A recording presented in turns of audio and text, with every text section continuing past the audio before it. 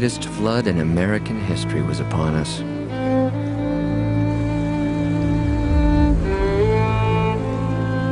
We did not see our lands again for 4 months. Will Percy, 1927.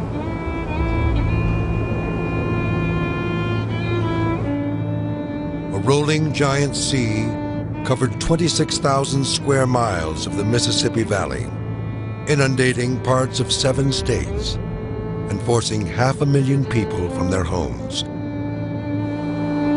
The system of levees, designed to hold back the river, had failed.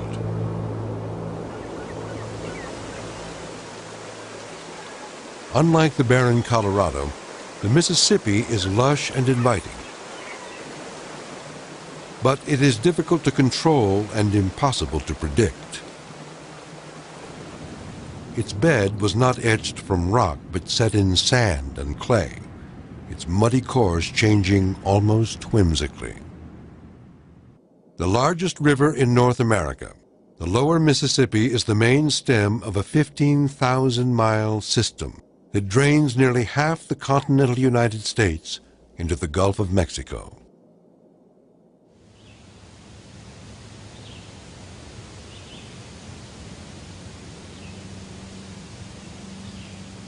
As soon as the French began settling New Orleans in the early part of the 18th century, levees were thrown up to provide flood control.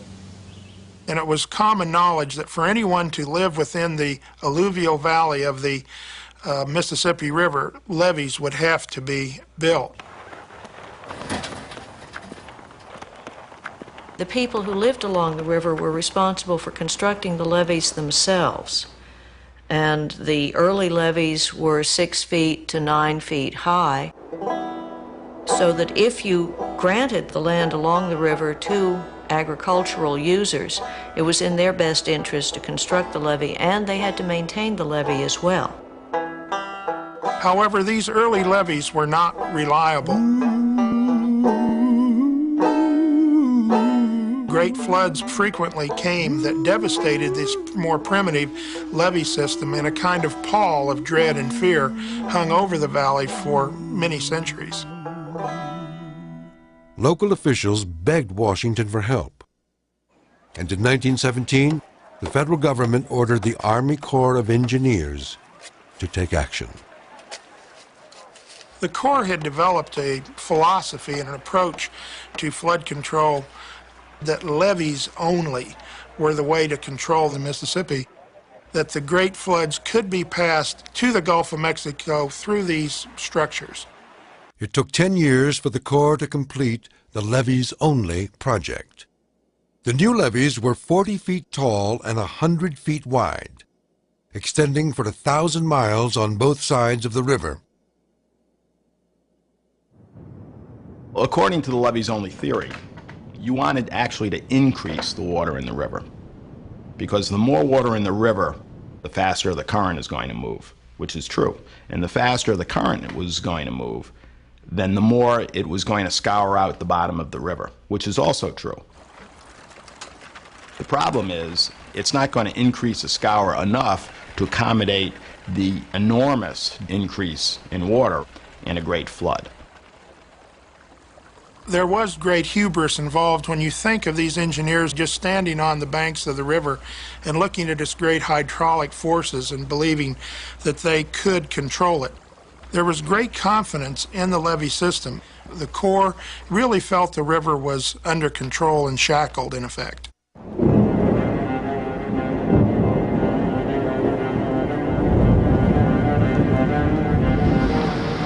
In August of 1926, the rains began.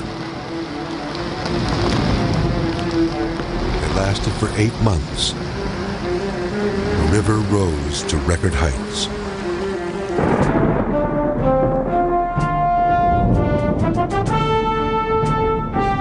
The levees trembled when you walked on them.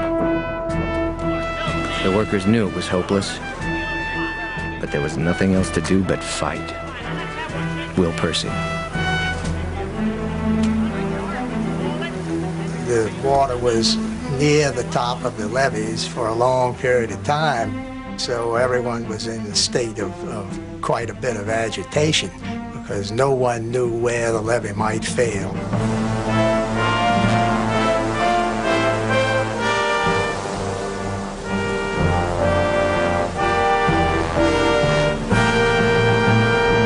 The first great break in the levees came on April 21st, 1927, and the best estimates are that there were about 120 breaks before the flood ended.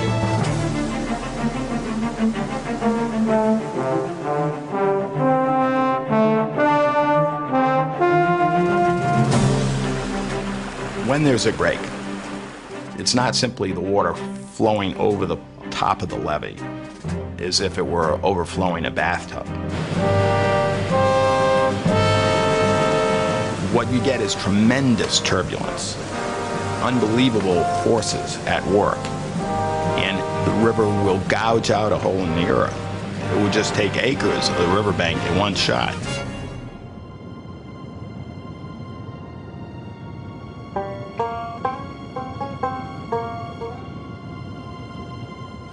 You know, the 1927 flood was two stories. It was man against nature, but it was also man against man. A week after the first major levee break, the flood was moving full force toward New Orleans. The city fathers decided that they would never, under any circumstances, allow the river to threaten the city. So what they did was decide to dynamite the levee about 13 miles below the city and flood out their neighbors. The rural parish of St. Bernard would be sacrificed to the floodwaters to save the city of New Orleans.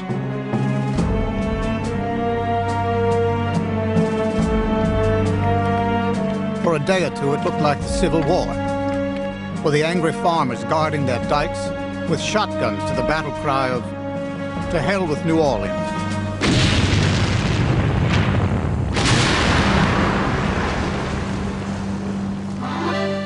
Nevertheless, the dikes were cut.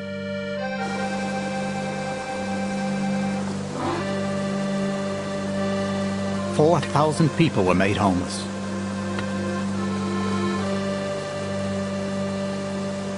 The St. Bernard Voice.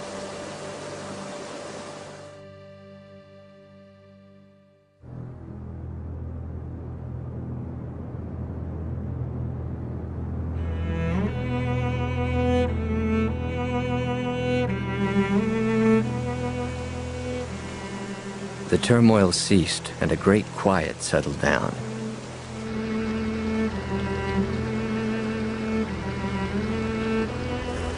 Cattle, which had not reached the levee, had been drowned.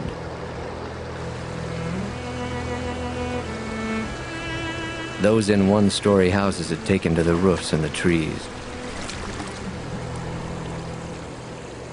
Over everything was silence, deadlier because of the strange, cold sound of the currents, gnawing at foundations, hissing against walls, creaming and clawing over obstructions.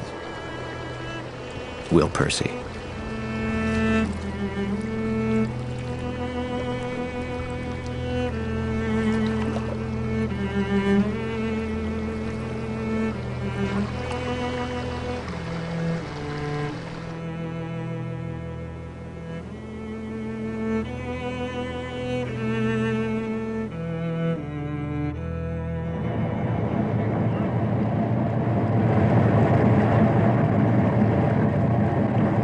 Herbert Hoover is the person who coordinates the federal relief activities in the Mississippi area.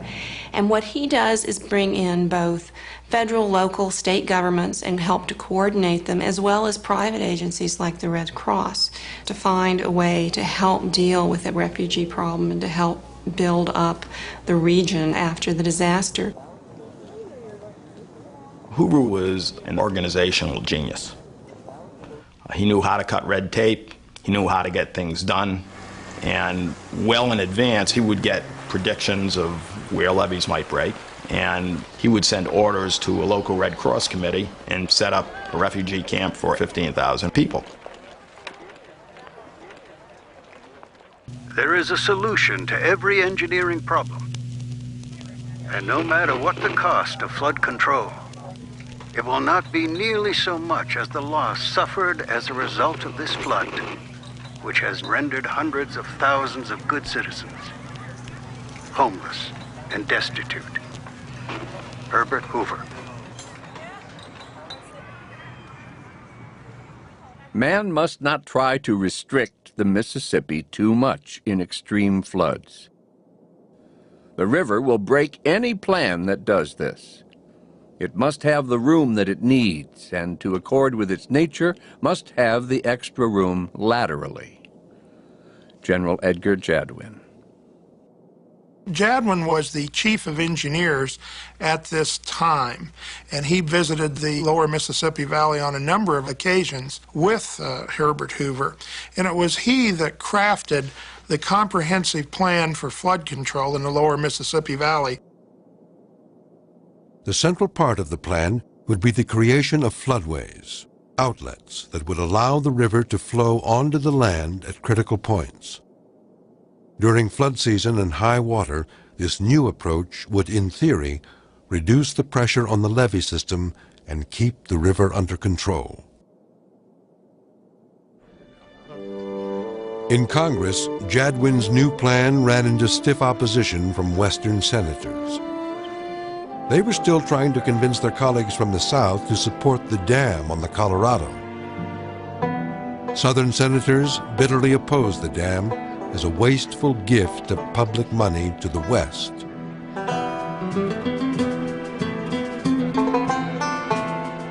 Without a compromise, neither bill would pass.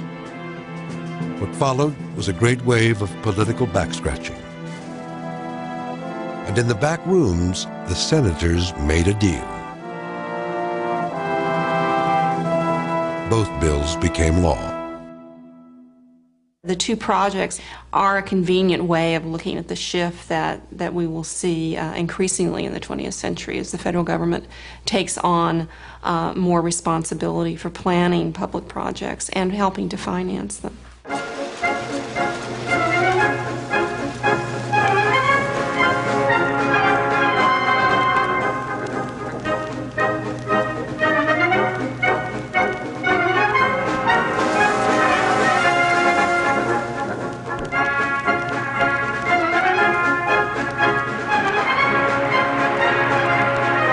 Herbert Hoover represented what many people called the new era, a belief in progress, a belief in economic prosperity, and a belief in technology. He was called the great engineer when he ran for president in 1928.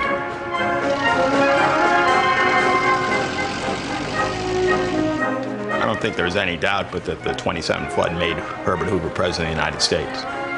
He believed in the media. And he had a tremendous press operation. Not that he didn't, he did a great job in the flood. But he made sure that his name was on the front pages every day. In the middle of the flood, he turned to a friend and said, "I shall be the nominee. It's nearly inevitable." I think it's not unlikely that when river engineers from the Mississippi Valley visit Hoover Dam, they may feel a bit jealous when they see that deep granite canyon where a dam could be a place that would in effect regulate the river.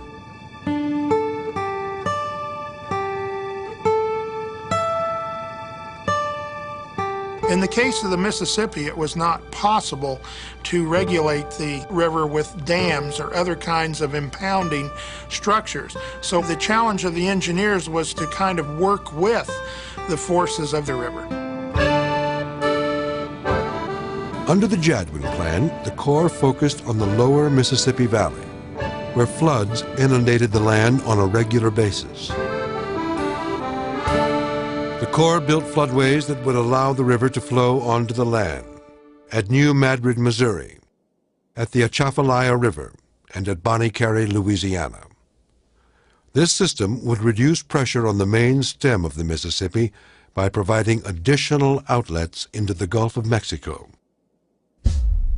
In December 1928, the Corps began construction of Bonnie Carey Spillway, 30 miles north of New Orleans.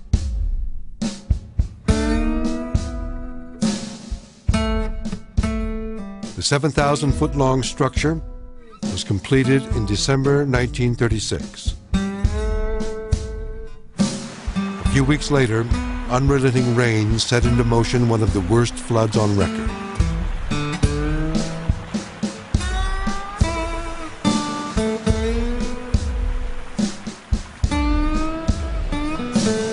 As the flood came downriver, the Corps opened the concrete gates of the Bonnie Carey Spillway. The floodwaters were diverted into Lake Pontchartrain, taking pressure off the levees, protecting New Orleans. By 1937, many of the levees had been raised and strengthened. No levees on the lower Mississippi failed during the 1937 flood, nor have any failed since. Working on a system as dynamic and as large as the Mississippi River, one can't know everything that there is to know about it. I don't think it's practicable to have a long-range plan for the Mississippi that wouldn't have to be revised repeatedly as conditions change and as the river changes. In the lower part of the river in primordial times, there were a number of smaller streams that were removing water away from the Mississippi to the Gulf of Mexico. Old River was one of the last remaining locations where this was occurring, and over time it became apparent that the Atchafalaya River was trying to capture the Mississippi River, that the Mississippi would change its course and find a steeper alternate route to the sea. The possibility of capture of the Mississippi by the Atchafalaya was very real and could just not be allowed to happen. New Orleans and all of the industrial complex below Baton Rouge would have been deprived of a fresh water supply and dependable access for ocean-going commerce, and the economic impacts would have been extremely severe. Congress ordered the Corps to keep the Mississippi in its course. The decision to control flows at Old River was a major decision, and it required that you, in essence, take Mother Nature on. A wall was constructed in what had previously been a gap in the levee system at Old River. And in that wall, several valves were placed. And those valves could be opened or closed and would allow engineers to determine just how much water would or would not flow from the Mississippi to the Atchafalaya. Old River Control Structure was finished in 1959.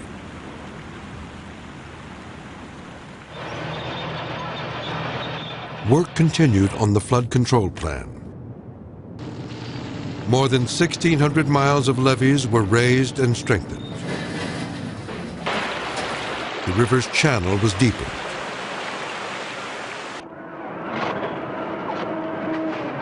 Giant concrete mats lined the river bottom to prevent erosion. And the keystone of the flood control plan, the system of spillways and floodways, was complete. The newest spillway, Morganza, built a mile from the river, would redirect the Mississippi's floodwaters into the Atchafalaya Basin, 30 miles south of Old River. In 1973, Morganza was opened during the worst flood in a quarter century.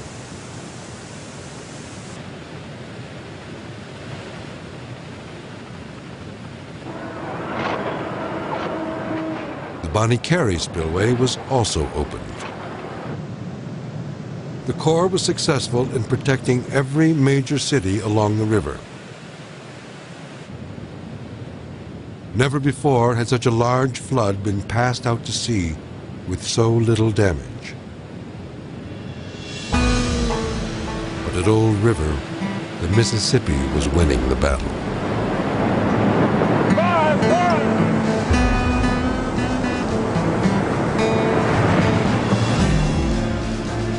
I was in my office and a fisherman drove up. He said, "Is that south wall supposed to be moving like that?" I said, "What you mean?" He says, "On the control structure," he said, "a wall on the other side is moving." I said, "No, it's not supposed to be moving." It would shake to a point that you were absolutely concerned about the safety of being on that structure. Now, this is a massive concrete structure that's over 100 feet long and has piling that go 100 feet deep underneath it, and yet we had this kind of vibration from the water passing through it.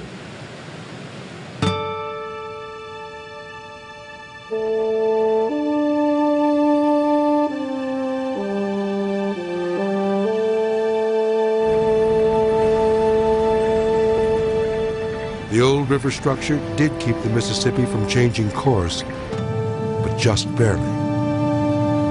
The river's turbulent water scoured an enormous hole beneath the structure.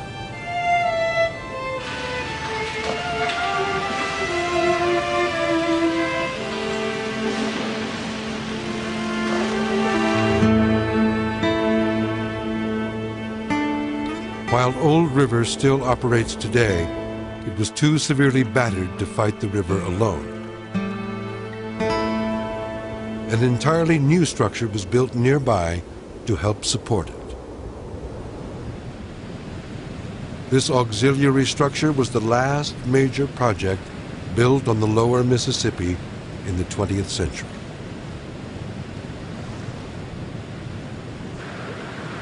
I was asked when I was testifying before Congress about the auxiliary structure at Old River if this improvement would be all that was ever needed there, and my reply was no, sir. And the next question was, well, what will be the next thing? I said, I don't know, but with the system that we're living in out here, there will be something, and that you can count on, and that you must ever be ready for.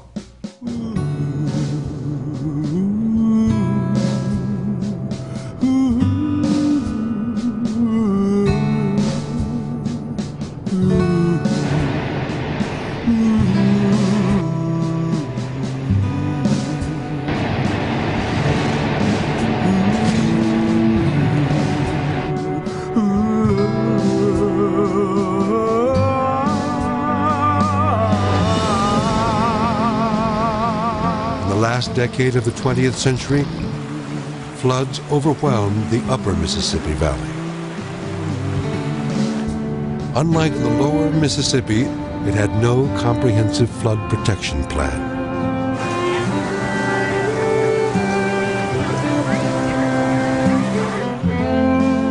As in the past, on our nation's rivers, America's politicians and engineers are being challenged to find solutions.